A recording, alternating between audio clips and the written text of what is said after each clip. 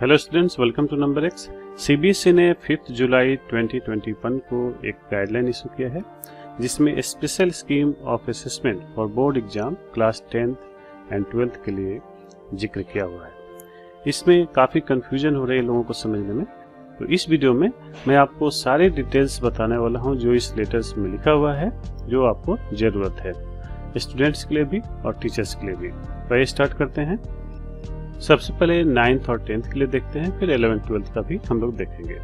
आपको तो ये पता ही है कि अप्रैल में सेशन स्टार्ट होता है और मार्च तक फिनिश हो जाता है। इस बार पैंडेमिक के चलते सीबीएसई ने गाइडलाइंस में कुछ चेंज किए हैं। सिलेबस के बारे में उन्होंने क्लियर कट जिक्र नहीं किया है, लेकिन जो चीज़ें उस लेटर में मेंशन की गई हैं वो मैं आपको बता रहा हूँ। उन्होंने बात की है कि जो आपका एग्ज़ाम होगा, फाइनल एग्ज़ाम जैसे एंड में होता है, वो एग्जाम अब 2 पार्ट में स्प्लिट हो गया है, जिसको आप टर्म 1 और टर्म 2 एग्जाम बोलेंगे।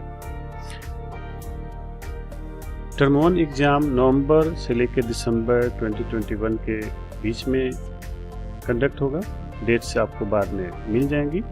और टर्म 2 मार्च से लेकर अप्रैल 2022 में कंडक्ट किया जाएगा। इसके भी डेट्स के बारे में जानकारी नहीं है, जिसको आप टर्म 2 एग्जाम बोलेंगे।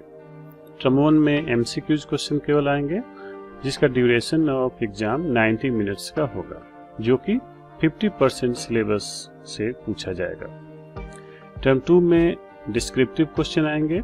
यहाँ पर मैंने हैश मार्क्स लगाया है, इसलिए कि यदि पैंडेमिक और लॉकडाउन कंटिन्यू रहा स्कूल के लिए तो उसमें एमसीक्यू एग्जाम लिए जाएंगे।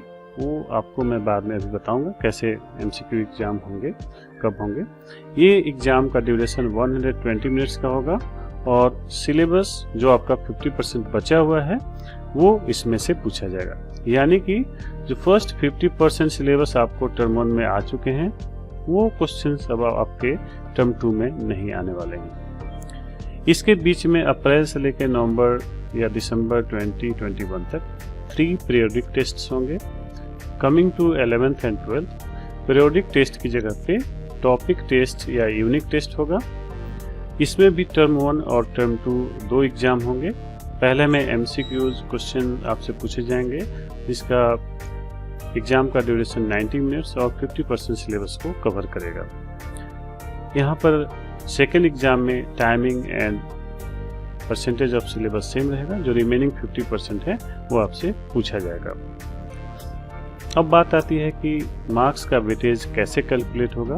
तो इसके लिए उन्होंने 4 कंडीशंस की बात करी है उस लेटर में। पहला कंडीशन उन्होंने बताया है, in case the situation of the pandemic improves and students are able to come to schools और centres for taking the exam.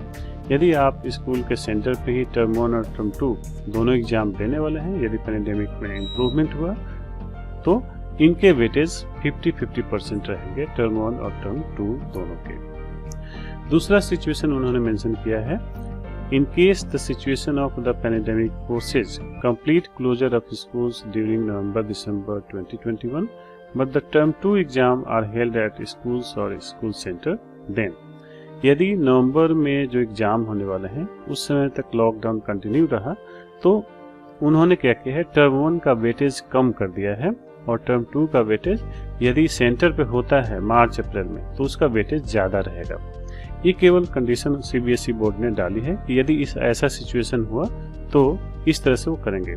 कितना वेटेज रखेंगे ये उन्होंने मेंशन नहीं किया है।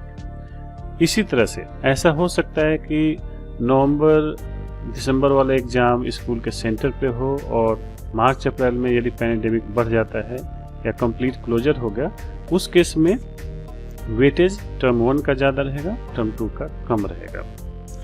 वेटेज कम ज़्यादा इन्होंने किस बेसिस पे करी है कि यदि क्लोजर रहा तो एग्ज़ाम आपके ऑनलाइन होंगे, तो ऑनलाइन टेस्ट के वेटेज उन्होंने कम कर दिए हैं और जो ऑफलाइन टेस्ट होगा जो स्कूल वगैरह में होंगे उसका वेटेज ज़्यादा रहेगा।